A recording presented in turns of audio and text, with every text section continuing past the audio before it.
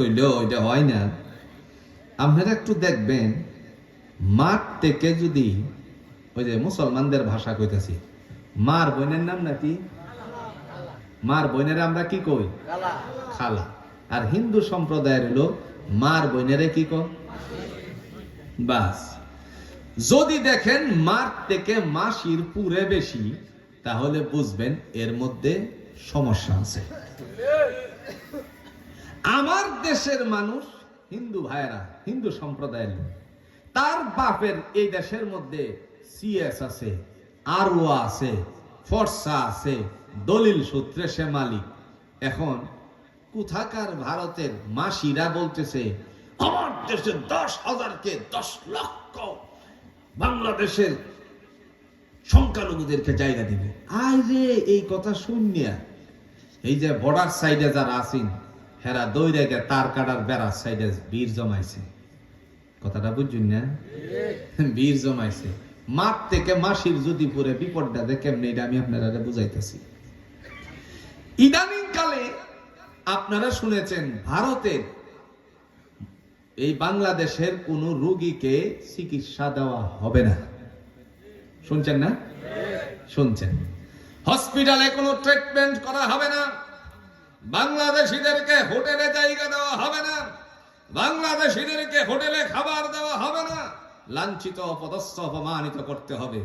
এই চিন্তা তারা মাথায় নিয়ে কাজ শুরু করছে। আবার বলছে বাংলাদেশে পেঁয়াজ দিবে না। ভালো কথা, উপদেষ্টা মন্ডলীর মধ্য থেকে জনাব সাখাওয়াত স্যার বললেন যে তোমরার কাছ থেকে কি আমরা মাংনা নিই? সুবহানাল্লাহ কইতেন না, মাংনা দাও তোমরা, আমরা রে দিলে দাও, না দিলে নাই। আরো দেশ ছায়া রয়েছে দেওনের লাগিয়া। পরে পাকিস্তান থেকে পেঁয়াজের জাহাজ যখন আইছে, এর মধ্যে এক হকার সাংবাদিক আছে, ভারতের এক হকার সাংবাদিক একবার লাভ দিয়া এইখানে যা, আর একবার যাহেনে, আমি বাংলাদেশ থাকবে না, আমি আজকে ফাল পারবো না, বাংলাদেশ থাকবে না, ওরে বাংলাদেশ থাকবে না। এর হকার সাংবাদিক। এই হকার সাংবাদিক নানান ধরনের কথা ছড়াচ্ছে। আপনার এই অবস্থায় সে বলতেছে ভারত থেকে পেঁয়াজ বন্ধ করে দিয়েছে, পাকিস্তান থেকে পেঁয়াজ আসতেছে, আসলে সেটা পেঁয়াজ নয়, পেঁয়াজের ভিতর থেকে বেরিয়ে আসবে গোলা ভারত। কথা বুঝছেন না? কথাটা মনে বুঝছেন না? পেঁয়াজের থেকে কি বাইরিব? গোলা ভারত। এর কথাটার মধ্যে আমার কেমন যেন একটু সন্দেহ লাগছে। পরে দেখলাম একজনে প্লেটের মধ্যে কয়টা পেঁয়াজ থইয়া ফেসবুকে পোস্ট দিছে। পেঁয়াজের ধরন দেখে তো আমার বিরাট মানে হের কথার দিকে গেছে। আসলে তো পেঁয়াজ হইল লম্বা লম্বা আর কি, গুলিও তো লম্বা হই নাকি না, গুলি এই যে বন্দুকের ভিতরে ভরে, এটা কি লম্বা না এই গুলি? দেখতে যেমন বোঝা যায় না, এটা তো দেখা যায় LMG গুলির মতন বাইর করতেছে। এর লাগে তো ফালটা পারছে, কই আইছে পেঁয়াজ, এইটারে কইতেছে এটার ভিতরে বলে গোলা বারুদ বেরিব। ইদানিং কয়েকজন গতকালকের আপনার জনকণ্ঠ পত্রিকায় প্রকাশিত, জনকণ্ঠ পত্রিকার মধ্যে আসছে ভারতের চিকিৎসা নিয়ে নেওয়ালা, এদের মধ্যে হিন্দু সম্প্রদায়ের কয়েকজন যখন গেল, এদেরকে হোটেলে থাকতে দিচ্ছে না, রাস্তায় আসলে অপদস্থ করা হচ্ছে। ওরা লাইভে এসে বলল যে আমাদের উপরে জুলুম করা হচ্ছে, অন্যায় করা হচ্ছে। তখন তাদেরকে একজনে ধাক্কা মারে, একজনে হোটেলে গেলে এতান্ডে খাওন দিস না, বাংলাদেশি এতান্ডে কোনো চিকিৎসা কোনো কিছু দেওয়া যাবে না। পরে হেরা কইতাছে আমরা ফ্যান খুললে দেই, দেখ আমরা তো তোরারই জাতি, যেইটা বললো এইটা তোরার পাসপোর্ট হলো বাংলাদেশের। মার থেকে মাসির ফুর ছিল 10 লাখ রে জায়গা দিব। এখন মাত্র 5 জন হিন্দু সম্প্রদায়ের চিকিৎসা করতে গেছে, ওই চিকিৎসার জন্য যাওয়ার পরে এদের ওই জায়গা দেয় না, শুধু খালি পাসপোর্টটা বাংলাদেশের হওয়ার কারণে। এজন্য আমার হিন্দু ভাইদেরকে বলছি, সাবধান হয়ে যান। ইসকনের চিন্ময়ের কথাই যদি আপনারা জাতির বিরুদ্ধাচরণ করেন, এদেশের মধ্যে বিশৃঙ্খলার চেষ্টা করেন, জায়গা তো আপনাদেরকে দিবেই না, বরঞ্চ উল্টা নুনু কাইটে দিবে।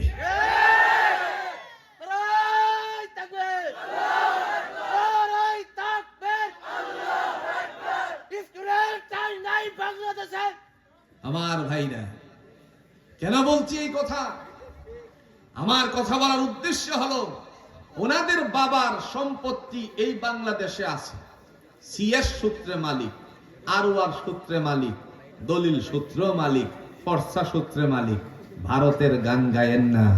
যদি গান বাঙালি কিছু করার আগে ওই যে এরাই হেই দেশ থাইকে কইতাছে সেইন কুল্লা দেই দেহুন আপনারা দলের লোক হই আমরা কুল্লে লাভ হইতো না। তোরা যেই দল মঞ্চ সেই দল হস, হিন্দু সম্প্রদায় হইলেও আমাদের কিছুই করার নাই। তোরার পাসপোর্ট বাংলাদেশে, এই কারণে তোরার উপর যন্ত্রণা। বুঝুননি। এই জন্য সাবধান। আমরা এক দেশে লাল সবুজের পতাকা নিয়ে আসি। আমরা এক দেশে, আমার দেশের বিরুদ্ধে যদি কেউ সোচ্চার হতে চায়, আমরা সবাই একসাথে গর্জে উঠে তাদের প্রতিহত করব ইনশাআল্লাহ। এদেশের মাটিতে আপনার 18 বছর থেকে নিয়ে স্কুলে 18 বছর থেকে নিয়ে 30 বছর পর্যন্ত কলেজ লেভেলে যদি আপনার সামরিক ট্রেনিং করানো হয়, আমার সেনাবাহিনী ভাইদের কমান্ডের দায়িত্বে যারা আছে তারা যদি সমস্ত স্কুলগুলোতে সামরিক ট্রেনিং যদি এদেশের সাথে কেউ চোখ তুলে তাকায়, যুদ্ধের যদি প্রয়োজন হয়, আপমজনতা যেন, সাধারণ মানুষ যেন তারা অস্ত্র হাতে নিয়ে সেনাবাহিনীদের সাথে কাঁধে কাঁধ মিলিয়ে যুদ্ধ করতে পারে, এই পরিবেশ যদি বাংলাদেশে যদি সামরিক ট্রেনিং করানো হয়, ওয়াল্লাহি আল্লাহর শপথ করে বলি, আমার দেশের মধ্যে কোন চোখ তুলে তাকানোর মতন ব্যক্তি খুঁজে পাওয়া যাবে না। প্রিয় ভাইয়েরা আমার, ওয়াল ইয়াউমিল আখির, আল্লাহ বলেন মসজিদ তারাই আবাদ করবে যাদের মধ্যে এই গুণটা আছে, কিয়ামত দিবসের উপর বিশ্বাস স্থাপন করে। আল্লাহ বলেন কবরগুলো উন্মোচিত হবে, সেই সময় ডাক দিয়া বলবে দুর্ভোগ দুর্ভোগ, কে আমাদেরকে নিদ্রা থেকে জাগালো?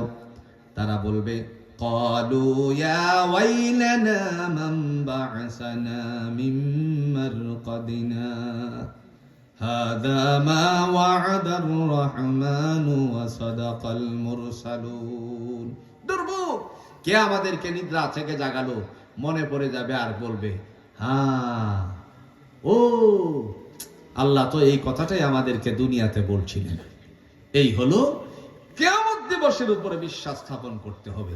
যারা কিয়ামতের উপর বিশ্বাস স্থাপন করে ওয়াল ইয়াউমিল আখির, তারাই কেবল মসজিদে যাবে, এছাড়া মসজিদে যাওয়ার কোনো সুযোগ নেই। 3 নাম্বার কয়টা বলছিলাম? জোরে কয়টা বলছিলাম? 5টা। 3 নাম্বার আল্লাহ বলেন ওয়া আকামাস সালাহ, যারা নামাজ কায়েম করে এরা মসজিদ আবাদ করবে। কথা বুঝেন, আবাদ কিন্তু এক ওয়াক্ত নামাজ মসজিদে পড়ার নাম না। কায়েম কিন্তু এক ওয়াক্ত 2 ওয়াক্ত পড়ার নাম না। একটা উদাহরণ দিলে সহজ করে বুঝবেন। একজন আল্লাহর বান্দা, বাপের নাম জানা নাই কিন্তু ছেলের নাম জানা আছে। মনে করেন আব্দুল্লাহর বাবা দৈনিক 5 ওয়াক্ত পূর্ব বিধা দিয়া যাবে মসজিদে এসে নামাজ আদায় করে ইমামের পিছনে জামাতের সহিত। হঠাৎ করে তিনি অসুস্থ হয়ে গেল। ফজরের সময় দেখলো না মুসল্লিরা, জোহরের সময় পাইল না, আসরের সময় অনেকজনে বের হয়ে নামাজ পড়ে বের হয়ে বলা বলি করে আব্দুল্লাহর বাপ তো মসজিদে আসতেছে না, সে কি কোথাও বেড়াতো গেল নাকি নাকি অসুস্থ, একটু খবর নিয়ে দেখো তো।